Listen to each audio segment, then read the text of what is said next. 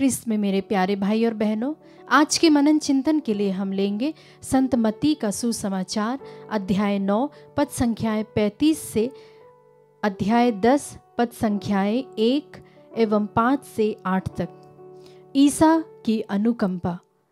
ईसा सभागृहों में शिक्षा देते, राज्य में सुसमाचार का प्रचार करते, हर तरह की बीमारी और दुर्बलता दूर करते हुए सब नगरों और गांवों में घूमते थे।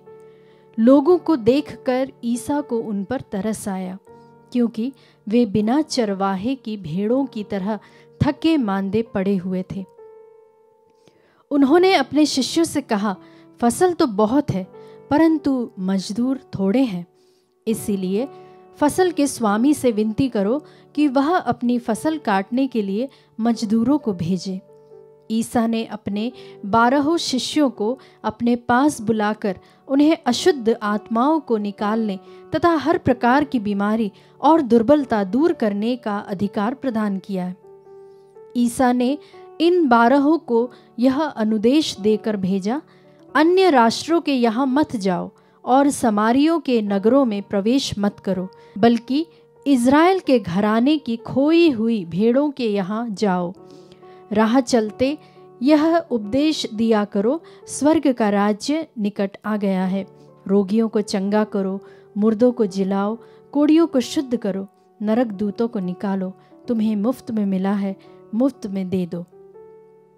क्रिस्त में मेरे प्यारे भाई और बहनों, जब हम इस दृष्टांत को सुनते हैं जहाँ पर हमें ईश्वर की दया, उसकी अनुकंपा के बारे में पता चलता है, साथ ही किस तरह से प्रभु यीशु ने प्रेरितों को कार्य सौंपा है, उनका जो मिशन था उसे उन्होंने किस तरह से सौंपा है। इसमें कई सारे ऐसे बिंदु हैं जिस पर हम मनन चिंतन कर सकते हैं, जैसे कि प्रभु यीशु का तरस खाना, या फिर जहाँ पर प्रभु ने अपने कार्य को किस तरह से अपने शिष्यों में बांटा। और प्यारे विश्वासियों, इन सभी चीज़ों के बावजूद मैं आपका ध्यान एक चीज़ पर ले जाना चाहती हूँ, वह है इंटरसेसरी प्रेयर। प्यारे विश्वासियों, आज के इस युग में जब हम हैं, जहाँ पर मीडिया है, जहाँ पर बहुत सारा दिखावा होता है, जहाँ पर हमें कई सारे ऐसे प्लेटफॉर्म्स मिलते हैं जहाँ हम अपनी बातों को रख सकते हैं, जहाँ हम कई सारे वीडियो शूट्स बना सकते हैं। आजकल के मोबाइल्स इतने एडवांस्ड हैं जहाँ पर हमें इस प्रकार की शूट्स की ज़रूरत नहीं पड़ती, परंतु वह मोबाइल में ही सब कुछ इतनी अच्छी तरीके से शूट कर लेता है कि वह बहुत अच्छी तरह से हम लोगों के इवन कलर का भी चेंज कर देता है, हमारी आवाज़ को भी बदल सकता है। ये सभी चीज़ें इसमें पॉसिबल है। लेकिन जब हम यह वचन को सुनते हैं तो हमें पता चलता है कि प्रभु कहता है कि फसल तो बहुत है परंतु मजदूर कम है। और वे एक चीज़ बोलते हैं, वो ये कहते हैं कि फसल के स्वामी से विनती करो कि वह अपनी फसल काटने के लिए मजदूरों को भेजे। मतलब कि प्रभु इस बात पर जोर दे रहे हैं कि हमें प्रार्थना करना है, हमें खुद को उस मिशन को ऐसा नहीं सोचना है कि वह मेरा मिशन है, ये मेरी रिस्पॉन्सिबिलिटी है, ये सभी चीज़ें मुझे करना है। वहाँ पर मैं को नहीं रखते हुए या अपने आप को स्वामी ना बनाते हुए, अपने आप को गुरु या अपने आप को सर्वव्यापी ना मानते हुए ईश्वर को पहला स्थान दे। ईश्वर के बारे में हम सोचे कि ये सभी कार्य ईश्वर का है, तो हम क्यों उनका सिरदर्द हमें लेके चलना है। प्यारे विश्वासियों, जब हम खुद स्वामी बनते हैं तो टेंशन हमारे लिए ही ज़्यादा हो जाएगी।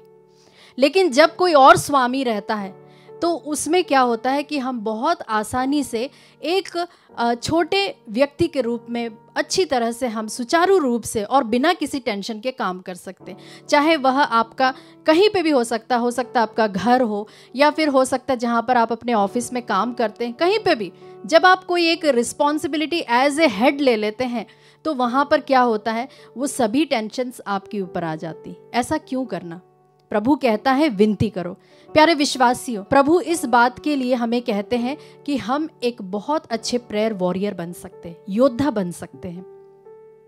आप में से कई लोग ऐसे होंगे जो सुसमाचार सुनाना चाहते होंगे, ऐसे कई सारे लोग जिनकी बहुत सी इच्छाएं होंगी कि हम भी मीडिया में आए या इस तरह का हम भी दिखाई दे किसी भी तरीके से जिसमें हमारे नाम की बड़ाई हो, उस बारे में हम कभी अगर सोचते हैं तो प्रभु हमसे कहता है इससे भी कहीं ज़्यादा बढ़कर है कि हम एक बहुत अच्छे प्रेयर वॉरियर बने। प्यारे विश्वासियों, जब हम आगमन काल में हैं, प्रभु से हम यह विशेष प्रार्थना मांगे, प्रभु हमें एक प्रार्थना की आत्मा प्रदान करे। जिस तरह से प्यारे विश्वासियों संत तेरेसा ऑफ चाइल्ड जीसस थी, वे अंदर रहते हुए भी उन्हें एक मिशनरी का दर्जा दिया गया है। क्यों दिया गया है? क्योंकि वह अंदर रहते हुए भी उन्होंने कई सारी आत्माओं के मन परिवर्तन के लिए प्रार्थना की। ऐसे कई सारे संत हैं जो कभी भी अपने कॉन्वेंट से बाहर नहीं आए, परंतु वे बहुत अच्छे प्रभु के बहुत प्रिय लोग थे और वे बहुत अच्छी इतने प्रिय थे कि वे प्रभु से जो प्रार्थना करते थे, प्रभु उनकी प्रार्थनाओं को सुनता था, उसे फलवंत बनाता था। प्यारे विश्वासियों, आइए प्रभु हमसे आज यह आग्रह कर रहा है कि हमें वह आत्मा प्रदान करे कि हम एक अच्छे प्रेयर वॉरियर बन सके, दूसरों के लिए हम मध्यस्थ कर सके, ताकि प्रभु हमारे लिए हमारे जीवन में परिवर्तन लेकर आए, साथ ही साथ हमारी प्रार्थनाओं के द्वारा दूसरों के जीवन में भी कई सारी आशीषें आने पाए। आमीन।